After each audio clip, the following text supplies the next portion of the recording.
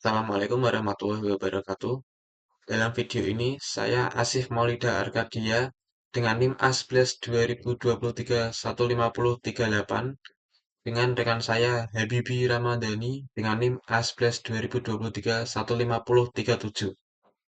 Dalam video ini, kami akan mempresentasikan proyek UAS kami, yaitu membuat draft jurnal dengan judul Korupsi dalam Tata Kelola Energi Studi Kasus Pertamina tahun 2025.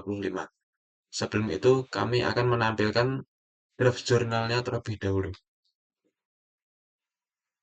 Nah, berikut ini merupakan draft jurnal yang telah kami buat. Di sini ada abstrak, kemudian kata kunci, korupsi, Pertamina, tata kelola, BCG, data sekunder, dan opini publik. Di sini terdapat bagian pendahuluan, kemudian tinjauan pustaka. Selanjutnya ada metodologi penelitian,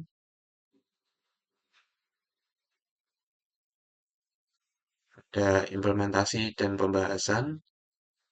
Bagian selanjutnya ada simpulan, kemudian daftar pustaka. Baik, selanjutnya ada bagian pertama yaitu latar belakang. Korupsi masih menjadi persoalan besar di Indonesia.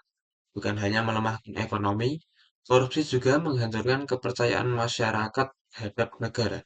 Salah satu sektor yang sangat vital adalah energi. Dan sayangnya, skandal korupsi terbaru melibatkan PT Pertamina Patraniaga, anak perusahaan Pertamina yang merugikan negara ditimbulkan ditaksir mencapai 193,7 triliun rupiah. Yang membuat lebih miris, praktek ini terjadi dalam sistem yang seharusnya diatur oleh prinsip good corporate governance atau tata kelola yang baik. Namun, dalam praktiknya, banyak celah yang dimanfaatkan untuk keuntungan pribadi. Selanjutnya, landasan teori. Dalam kajian pustaka, kami menyebutkan bahwa korupsi adalah extraordinary crime atau kejahatan luar biasa. Korupsi dalam tubuh BUMN seperti Pertamina lebih kompleks karena bercampur antara politik, bisnis, dan kepentingan negara. Menurut jurnal milik Ardian Mulyadi, lemahnya pengawasan internal dan tidak independennya pengambilan keputusan menjadi faktor utama rawannya korupsi. Tidak hanya dari sisi hukum, kami juga melihat dari sisi komunikasi publik. Menurut jurnal milik Dava, Faisal, dan kawan-kawan, menyebutkan bahwa Pertamina gagal merespons krisis secara transparan di media sosial, sehingga sentimen negatif masyarakat semakin kuat. Selanjutnya ada metodologi penelitian. Di sini kami menggunakan pendekatan kuantitatif deskriptif berbasis data sekunder. Ada 3 jenis data yang kami analisis. Yang pertama ada menggunakan 280 tweet dari media sosial X yang dulu bernama Twitter yang membahas topik korupsi Pertamina. Tweet ini diolah menggunakan algoritma support vector machine untuk mengetahui opini publik secara statistik. Hasilnya 97,5% sentimen bersifat negatif terhadap Pertamina menurut jurnal milik Febrianti. Yang kedua ada menelaah jurnal hukum, dokumen peraturan, dan laporan media yang membahas proses hukum, manajemen krisis, dan pengawasan BUMN. Yang ketiga terakhir melakukan triangulasi data dari berbagai sumber agar hasilnya akurat dan terpercaya. Pada bagian selanjutnya akan dipresentasikan oleh rekan saya Habibi Ramadhani. Oke, kemudian hasil dan pembahasan. Yang pertama, kronologi dan dampak. Kasus ini melibatkan dugaan korupsi dalam pengadaan distribusi BBM. BBM dengan kualitas rendah seperti Pertalite dijual dengan harga premium seperti Pertamax. Akibatnya negara rugi sebesar 193,7 triliun.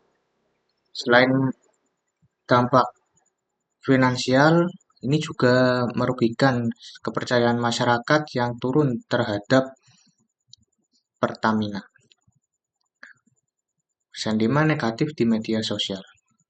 Pada penelitian yang dilakukan oleh Febrianti tahun 2025, menganalisis besar 280 tweet tentang kasus ini.